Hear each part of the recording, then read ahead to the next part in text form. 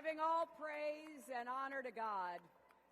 Thank you for that welcome and for letting me be a part of this anniversary celebration for the AME Church. I want to thank Bishop Green, as well as Bishop Bryant, Bishop White, Bishop Ingram, Bishop Young, Bishop McKenzie, Bishop Jackson, Dr. Richard Allen Lewis, Sr., Reverend Dr. Jeffrey B. Cooper, Sr., Bishop Snorton, Reverend Vinson, and the AME General Conference Choir, which I had the great pleasure of hearing from backstage.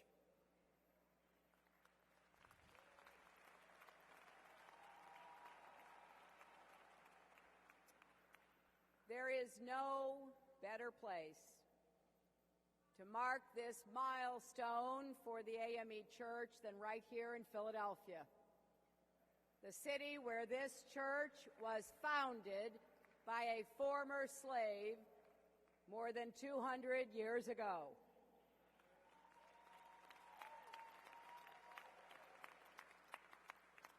Today, we join to celebrate your esteemed history, the leaders and congregants who built this community and kept it strong, and your legacy of service.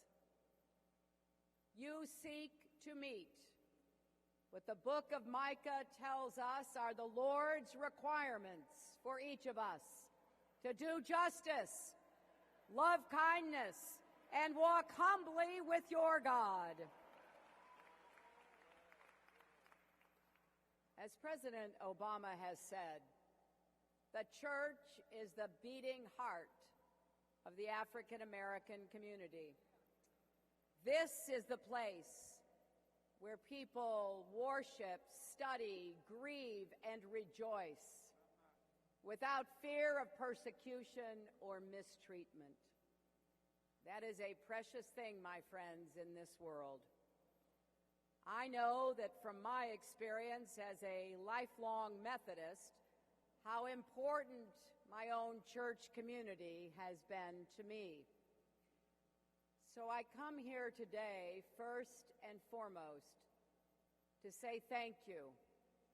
Thank you for being part of this historic institution and for carrying its work forward, as Bishop Green said.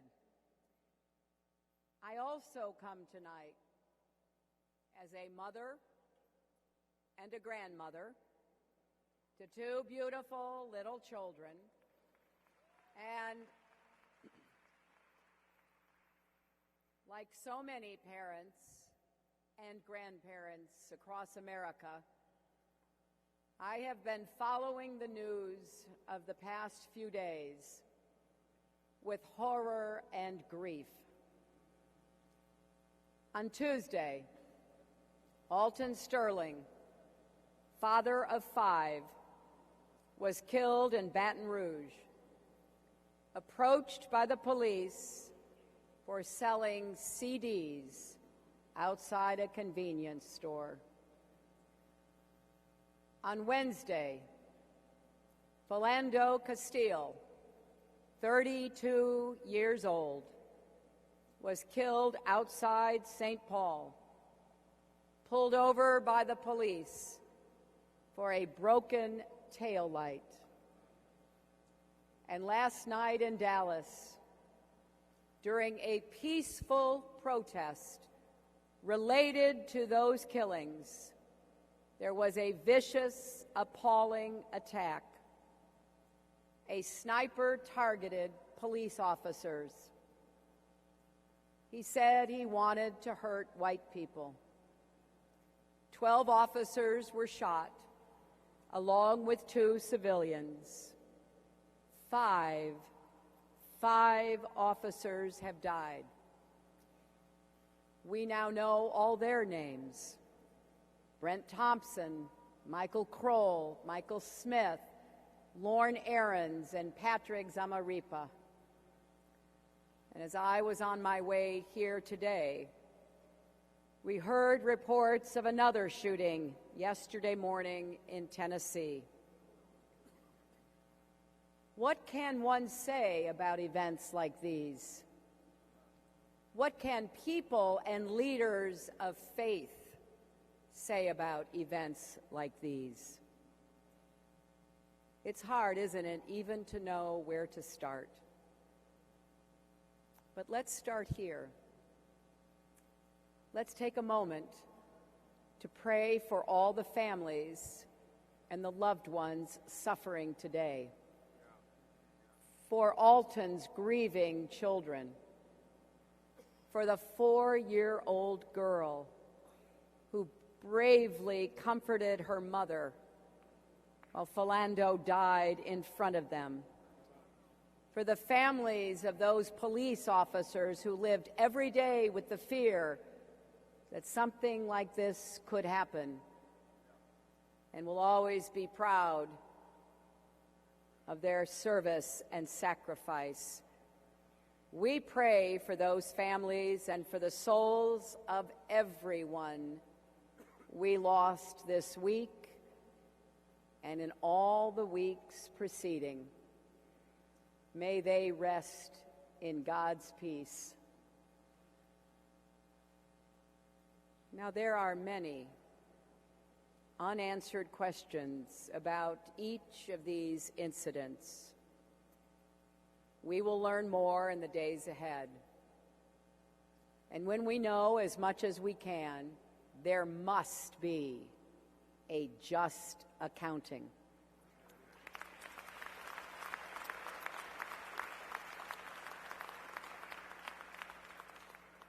For now,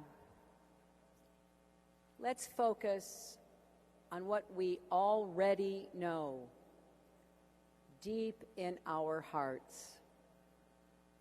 We know there is something wrong with our country.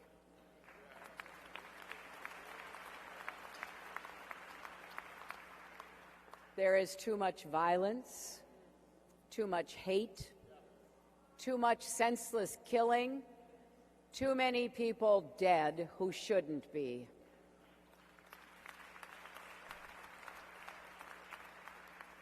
And we know there is clear evidence that African Americans are much more likely to be killed in police incidents than any other group of Americans.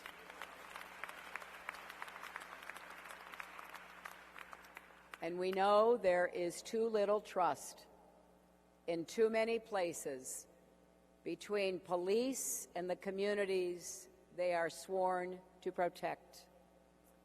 With so little common ground, it can feel impossible to have the conversations we need to have, to begin fixing what's broken. We owe our children better than this. We owe ourselves better than this.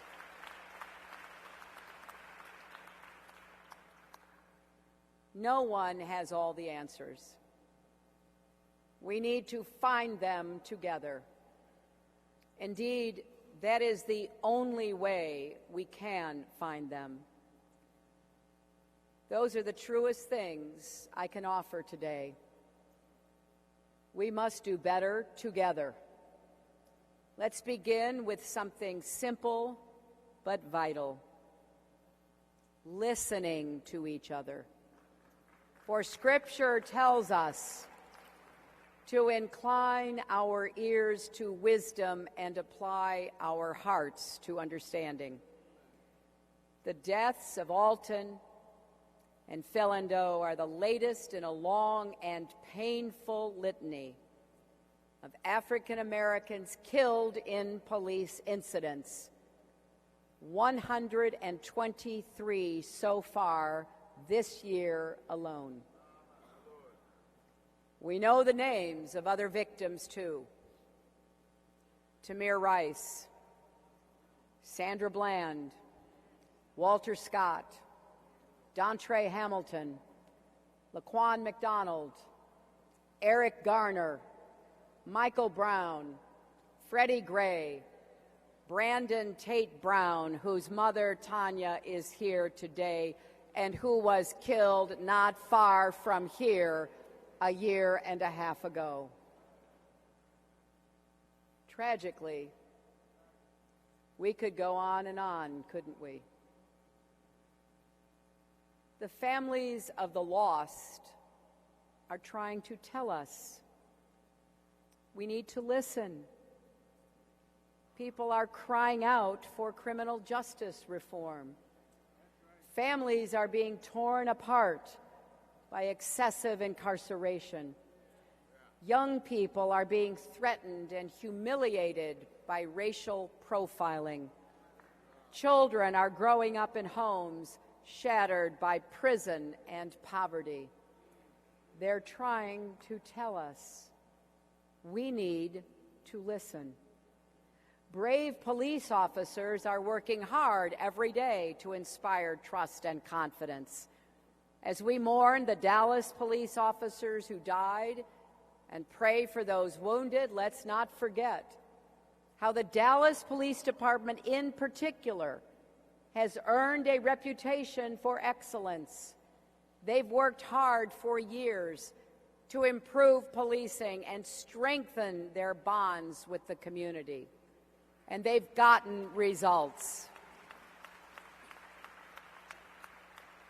Police officers across the country are pouring their hearts into this work because they know how vital it is to the peace, tranquility, justice, and equality of America. They're trying to tell us, and we need to listen. People are crying out for relief from gun violence. We remember Reverend Clementa Pinckney, 8 congregants at Mother Emanuel in Charleston, and thousands more killed every year by guns across our nation. Things have become so broken in Washington that to just try to get a vote on compromised gun safety reforms, John Lewis himself had to stage a sit-in on the floor of the House of Representatives.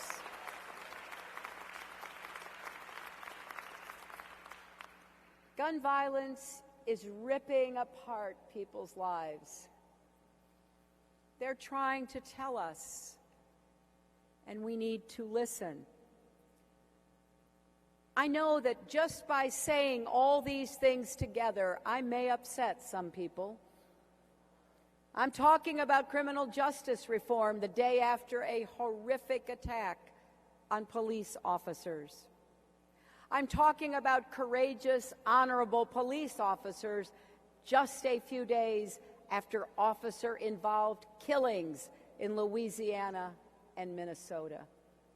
I'm bringing up guns in a country where merely talking about comprehensive background checks and getting assault weapons off our streets gets you demonized.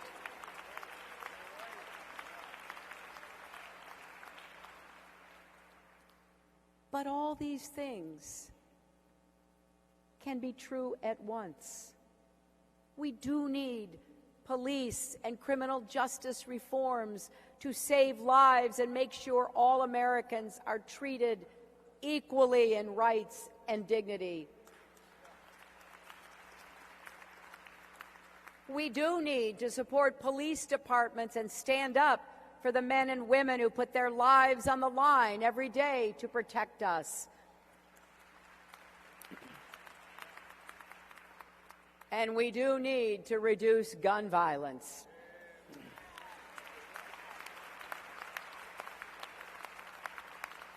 We may disagree about how to do all these things, but surely we can all agree with those basic premises. Surely this week showed us how true they are.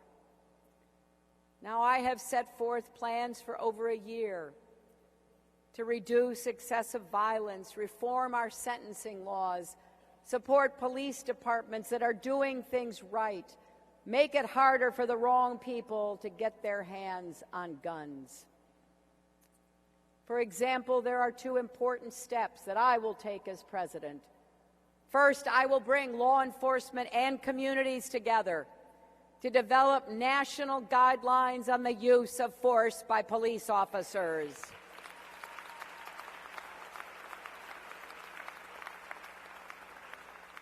We will make it clear for everyone to see when deadly force is warranted and when it is not. And we will emphasize proven methods for de-escalating situations before they reach that point. And second, let's be honest. Let's acknowledge that implicit bias still exists across our society and even in the best police departments. We have to tackle it together, which is why in my first budget, I will commit $1 billion to find and fund the best training programs, support new research, and make this a national policing priority.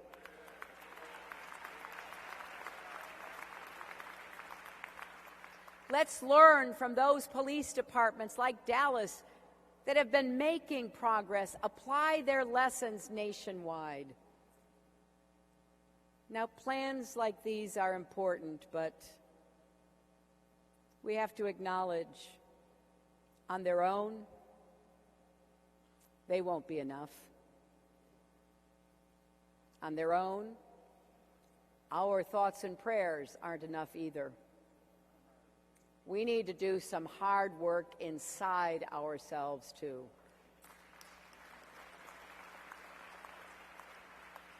Today, there are people all across America sick over what happened in Dallas and fearful that the murders of these police officers will mean that vital questions raised by Alton's and Philando's deaths will go unanswered. That is a reasonable fear. Today, there are people all across America who watched what happened in Dallas last night and are thinking, no frustration with the police could ever justify this bloodshed. How did we get here? And is there more to come? That's a reasonable fear, too. It is up to all of us to make sure those fears don't come true. We cannot, we must not vilify police officers. Remember what those officers were doing when they died. They were protecting a peaceful march. They were people in authority making sure their fellow citizens had the right to protest authority. And there is nothing more vital to our democracy than that. And they died for it. Ending the systemic racism that plagues our country and rebuilding our communities where the police and citizens all see themselves as being on the same side will require contributions from all of us. White Americans need to do a better job of listening when African Americans talk.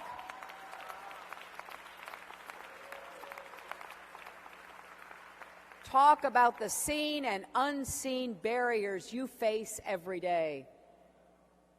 We need to try as best we can to walk in one another's shoes, to imagine what it would feel like if people followed us around stores or locked their car doors when we walk past.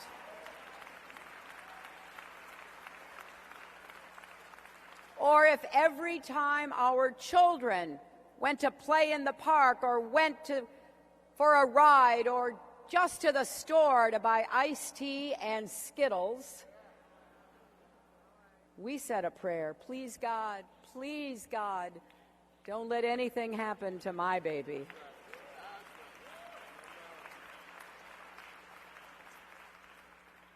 And let's put ourselves in the shoes of police officers, kissing their kids and spouses goodbye every day and heading off to a dangerous job we need them to do. When gunfire broke out yesterday night and everyone ran to safety, the police officers ran the other way into the gunfire. That's the kind of courage our police and first responders show every single day somewhere across America. And let's remember, let's think about what Dallas Police Chief David Brown said this morning. He said, "Please join me in applauding these brave men and women who do this job under great scrutiny, under great vulnerability, who literally risk their lives to protect our democracy." He went on to say, "We don't feel much support these days. Let's not make today most days." Let's remember that, not just today, but every day. And let's ask ourselves, what can I do? What can I personally do to stop violence and promote justice? How can I show that your life matters to me, that I have a stake in your safety and well-being? Elie Wiesel, who died last week, once clarified for us that the opposite of love is not hate, it's indifference. And the opposite of life is not death, it's indifference. None of us can afford to be indifferent toward each other, not now, not ever. And I'm going to keep talking about these issues with every audience. And if I'm elected, I'll start working on this on day one and keep at it every single day after that.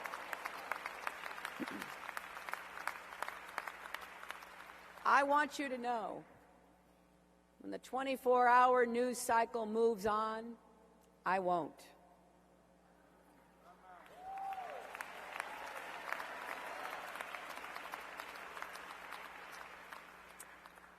This is so important to who we are and what kind of nation we are making for our children and our grandchildren. As President Obama said yesterday, and as we all know in our hearts to be true, we are better than this.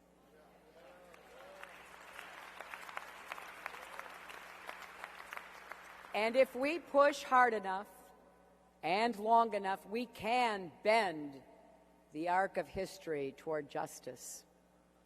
We can avoid that choice that Dr. King posed for us between chaos and community. So yes, this is about our country. It's also about our kids. There's nothing more important than that. And I think it's about our faith. We have a lot of work to do. We don't have a moment to lose. But I would not be here tonight if I did not believe we can come together with a sense of shared purpose and belief in our shared humanity. And if I did not know, we must, because truly we are stronger together, not separated into factions or sides, not shouting over each other about who matters more or who has more cause to be upset, but together, facing these challenges together. And if we do this right and have the hard conversations we need to have, we will become even stronger, like steel tempered by fire. Fierce debates are part of who we are, just like freedom and order, justice and security, complementary values of American life. They are not easy. They challenge us to dig deep and constantly seek the right balance. But in the end, if we do that work, we will become a better nation. If we stand with each other now, we can build a future where no one is left out or left behind, and everyone can share in the promise of America, which is big enough for everyone, not to be reserved for a few. But we know something. We know that work is hard, don't we? I'm calling on this historic church and all of our churches to think hard about what special role you can play. Every day, you teach and show us about the Golden Rule and so much else. Why can't we really believe it and act on it to treat others as we would want to be treated? In the 13th chapter of 1 Corinthians, St. Paul extols the virtues of faith, hope, and love for our fellow human beings. He says we need them all in this life because of our imperfections. We see through a glass darkly and only know in part. He proclaims love the greatest virtue necessary to keep faith and hope alive and to give us direction. I've tried to say for some time now that our country needs more love and kindness. I know it's not the kind of thing presidential candidates usually say, but we have to find ways to repair these wounds and close these divides. The great genius and salvation of the United States is our capacity to do and to be better. And we must answer the call to do that again. It's critical to everything else we want to achieve. More jobs with rising income, good education no matter what zip code a child lives in, affordable college, paying back debts, health care for everyone. We must never give up on the dream of this nation. I want to close with a favorite passage, a passage that you all know. It means a great deal to me, and I'm sure to many of you, from Galatians. Let us not grow weary in doing good.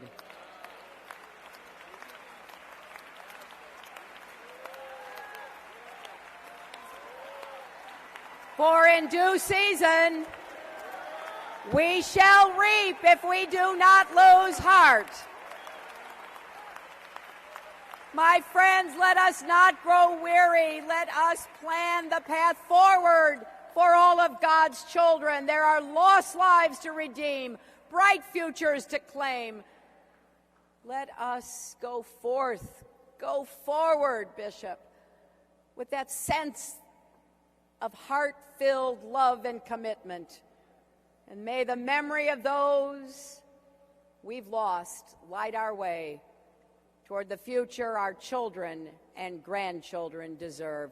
Thank you, AME, and God bless you.